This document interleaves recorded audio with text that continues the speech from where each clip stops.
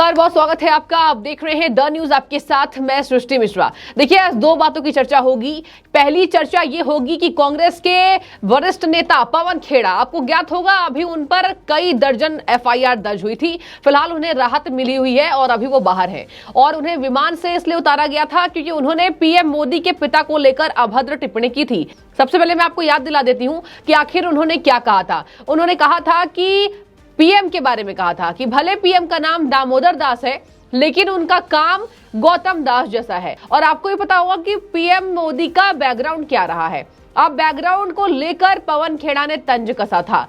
अब कि वो प्रधानमंत्री हैं, देश का नेतृत्व कर रहे हैं, 140 करोड़ जनता के वो सेवक हैं, प्रधानमंत्री, और वो अपने आप को प्रधान सेवक ही मानते हैं। ऐसे में एक तरफ अगर आप उनके पदों की गरिमा देखें तो वो प्रधानमंत्री हैं और एक तरफ ये व्यंग किया गया था पवन खेड़ा के हिसाब से भाजपा पर तंज कसते हुए। पीएम मोदी को तो खैर लेकर कांग्रेस बवाल खड़े करती ही है। उन्होंने ये कहा था कि भले नाम दामोदर दास है लेकिन काम गौतम दास जैसे हैं, मतलब उनके पिता पर अभद्र टिप्पणी की पवन खेड़ा ने। अब उसके खिलाफ बता देते हैं आपको, 1 मई को चार्जशीट पुलिस ने दाखिल की है जिसमें उन्हें दोषी माना जा रहा है। बड़ा सवाल ये उठ रहा है, जनता लगातार हमसे यही पूछ रही है कि क्या उनको भी राहुल गांधी की तरह सजा होगी। राहुल गांधी की सांसदी गई। अब देखिए, चार्जशीट कल ही दाखिल हुई है, 1 मई को चार्जशीट दाखिल हुई है और उसमें उन्हें दोषी माना गया है। उन्होंने जो गौतम दास ये वाली बातें कही थी और इसी को लेकर आपको बता दें, बीजेपी ने कहीं ना कहीं कोई कोर कसर नहीं छोड़ी थी पवन खेड़ा को घेरने में। और आपको बता दें, जिस तरीके से कांग्रेस अधिवेशन की मीटिंग थी उसमें कहीं ना कहीं कई संख्या में कांग्रेस समर्थक एक विमान से जा रहे थे और आपको याद होगा किस तरीके से जाति के साथ उन्हें विमान से चढ़ने में उतारा गया था पवन खेड़ा को, जिसके बाद से एयरपोर्ट के अंदर ही पूरे कांग्रेसियों ने मिलकर धरना प्रदर्शन किया था और पीएम मोदी को एक बार फिर से उनके खिलाफ अभद्र टिप्पणी की थी। और जहां पर जयराम रमेश ने कहा था कि तानाशाही का दूसरा नाम अमित शाह ही है, ये कहा था जयराम रमेश ने। अब देखिए, इस बात को 1 महीने गुजर चुके हैं लेकिन अब चार्जशीट दाखिल हो गई है।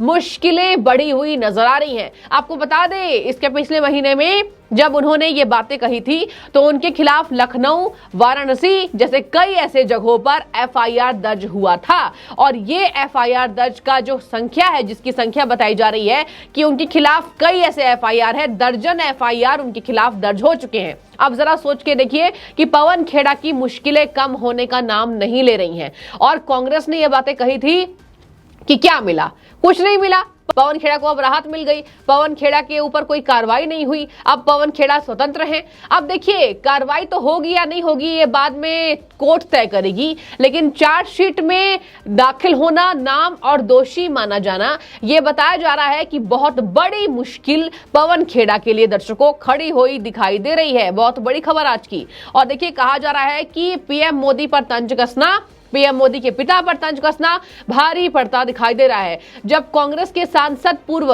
राहुल गांधी, गांधी परिवार के बेटे, कांग्रेस के सबसे बड़े सांसद, आप कह लीजिए बड़े सांसद इसलिए क्योंकि उनका ओहदा ऊपर है, और देखिए जब उन पर कार्रवाई हो सकती है, सूरत कोर्ट से झटका मिल सकता है। अब देखिए, हाई कोर्ट जाएंगे या नहीं वो तय करेंगे। माफी तो नहीं मांग रहे हैं, पवन खेड़ा ने भी माफी नहीं मांगी और पवन खेड़ा ने बाद में जब देखा कि राहुल गांधी पर कार्रवाई हो रही है तो उन्होंने कहा, अपना बचाव किया था कि मेरी वो भावना नहीं थी, मैं कुछ और बोल रहा था और कुछ और बोल गया। तो देखिए, वहां पर भाजपा ने तंज कसा था और कहा था कि डर गए और काश ये डर पहले हुई होती तो आज ये दिन कांग्रेस पार्टी को देखना ना होता, राहुल गांधी की सांसदी ठप हो गई। अब देखिए, राहुल गांधी पर कार्रवाई हो चुकी है, राहुल गांधी की सांसदी चली गई, राहुल गांधी को आवास खाली करना पड़ा, राहुल गांधी का सब छिन गया, समझिए एक तरफ से, क्योंकि कांग्रेस के इतने इज्जतदार सांसद रहे हैं। गांधी परिवार के बेटे के हाथ से सांसदी जाना, यह कहा जा रहा है कि इतिहास में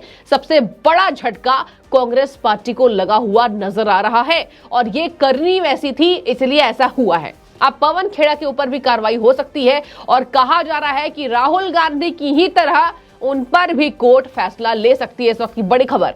और देखिए कहा जा रहा है कि इस केस में पुलिस ने सोमवार को ही चार्जशीट दायर कर दी गई थी। आपको बता दें दर्शकों कि गंभीर आरोप लगाए थे पवन खेड़ा ने, और जहां पर कांग्रेस ने इसको लेकर जमकर हल्ला बोला था।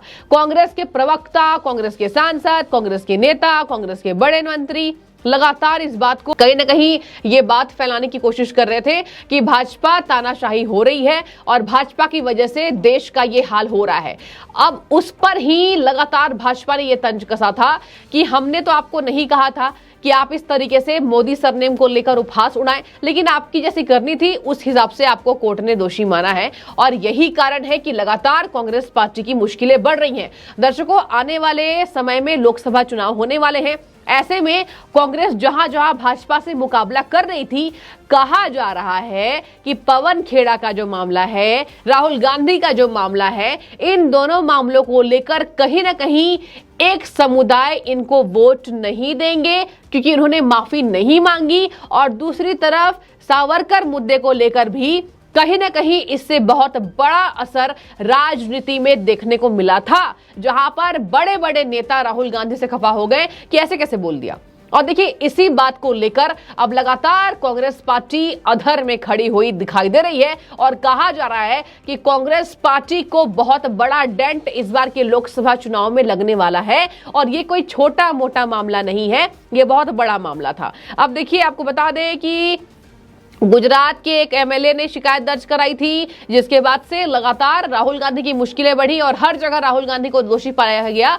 आपको बता दें दर्शकों, सूरत के कोर्ट से झटका लगा, पटना कोर्ट में भी बखेड़ा खड़ा किया गया राहुल गांधी के वकील की तरफ से कि नहीं आएंगे, हमें टाइम दीजिए, उसके बाद आपकी पेशी होगी। इसी प्रकार से पवन खेड़ा को लेकर लखनऊ, वाराणसी ऐसे कई जगह हैं जहां पर एफआईआर दर्ज है, यानी कि उन्हें हर जगह के मामले सुलझाने पड़ेंगे और इसमें अधिक वक्त लग सकता है। बहुत बड़ा असर होगा पवन खेड़ा के ऊपर, जो ये कह रहे थे कि अभी अभी तानाशाही देखने को मिल रही है। इसके साथ आपको बता दें कि उनके खिलाफ अपमान करने का भी मामला दर्ज हुआ है, जिस पर पुलिस ने कार्रवाई की थी। पहले ही दिल्ली में उन्हें जाने से रोका गया था, जिसको लेकर कांग्रेस ने जमकर हंगामा काटा। और आपको बता दें कि राहुल गांधी पर जो कार्रवाई हो चुकी है, उसी पर पवन खेड़ा की कार्रवाई होगी। और कहा जा रहा है कि एक जैसे ही कर्म इनके और एक जैसा ही कहीं ना कहीं मामला देखने को मिलेगा। इसके साथ अब आपको बता दें, अगर हम कांग्रेस पार्टी की चर्चा करें तो अगर हम जयराम रमेश की टिप्पणी को ले ले तो जयराम रमेश को भी लोग ये सलाह दे रहे हैं कि वो बात करने से थोड़ा बहुत बचें, क्योंकि जयराम रमेश हमेशा ही कुछ जोश में ऐसे बोल जाते हैं, आवेश खो जाते हैं कि कहीं ना कहीं उन पर भी आने वाले समय में एफआईआर दर्ज हो सकती है, क्योंकि उनके शब्द, उनकी जुबान फिसल जाती है। और यही हश्र हो रहा है कांग्रेस पार्टी का, जिसमें सबसे बड़े दोषी के रूप में फिलहाल राहुल गांधी नजर आ रहे हैं। और देखिए लगातार ये कहा जा रहा है कि सुप्रिया श्रीनेत, जो हमेशा अपना पक्ष रखती हैं, वो भी बिना तथ्यों के बात करती हैं और कहीं ना कहीं कांग्रेस पार्टी को, मतलब जितने कांग्रेस के सदस्य हैं, उन्हें सबको मिलकर राहुल गांधी को ये बातें समझानी चाहिए थी, जिससे कहीं ना कहीं राजनीति में उतना असर देखने को नहीं मिलता। लेकिन कहा जा रहा है कि यहाँ लुटिया डुबोई गई, कहीं ना कहीं इसमें कांग्रेस के बड़े नेताओं का ही हाथ है। जयराम रमेश जैसे बड़े नेता जो लगातार मीडिया के सामने भड़कते तो नजर आते हैं, लेकिन राहुल गांधी को अच्छी सलाह तो नहीं देते हैं। और यही कारण है कि वरिष्ठ नेता कांग्रेस के जयराम रमेश और पवन खेड़ा लगातार आपको दिखाई दे रहे होंगे, ये लोग कहीं ना कहीं बदतमीजी करते हुए भी नजर आते हैं। और यही कहा जा रहा है कि शायद से पूरे कांग्रेस पार्टी की यही नीति है, गाली दे दो और कुछ वोट पालो। गाली देकर देखिए वोट तो नहीं मिलेगा, और वोट पे चोट हो चुका है। हर जगह से, हर राज्य में मुश्किल बढ़ी हुई नजर आ रही है। लगातार प्रियंका गांधी जन जन के पास जा रही है और कह रही है मेरे भाई को दोषी माना गया, जो कि गलत है। भाजपा शासक जो कहीं ना कहीं तानाशाही हो चुकी है, जनता से गुहार लगा रही है। लेकिन देखने वाली बात यह होगी कि लोकसभा चुनाव में दर्शकों इसका कितना बुरा असर पड़ता है। और इसका देखिए एक बात और है, कांग्रेस पार्टी ये दावा कर रही है कि असर नहीं पड़ेगा, लेकिन देखने वाली बात होगी, क्योंकि ये उपहास एक सरनेम को लेकर था और पवन खेड़ा ने प्रधानमंत्री के पिता पर अभद्र टिप्पणी की। अब दोनों मिलकर दोनों के मामले को सुलझाया जा सकता है, ये कांग्रेस पार्टी ही कर सकती है। लेकिन फिलहाल कोई ऐसे आसार नजर नहीं आ रहे हैं, ना माफी मांगी जा रही है, ना देश की जनता के सामने संबोधन दिया जा रहा है कि हाँ भैया गलती हो गई। तो देखने वाली बात होगी इस पर कांग्रेस अब क्या नई जवाबदेही लेकर आती है। फिलहाल पवन खेड़ा की मुश्किलें बढ़ी हुई, जल्द ही उनको बुलाया जा सकता है, जल्द ही इस मामले में कोर्ट राहुल गांधी की तरह शायद से उन्हें, यह बड़ा सवाल हो रहा है अभी और इस पर पूर्ण विराम अभी लगाया नहीं जा सकता, राहुल गांधी की तरह ही उन्हें सजा हो सकती है। तो आपकी जो भी राय हो आप कमेंट में बताइए। और क्या लगता है आपको, दोनों को मिलकर पूरे समुदाय से माफी मांगनी चाहिए, पूरी देश की जनता से माफी मांगनी चाहिए, या फिर अपने अहंकार में चूर होकर यही कहना चाहिए कि हमने तो भैया कोई गलती नहीं की? जो भी आपकी राय आप कमेंट में बताइए। बहुत शुक्रिया आपका द न्यूज से जुड़ने के लिए।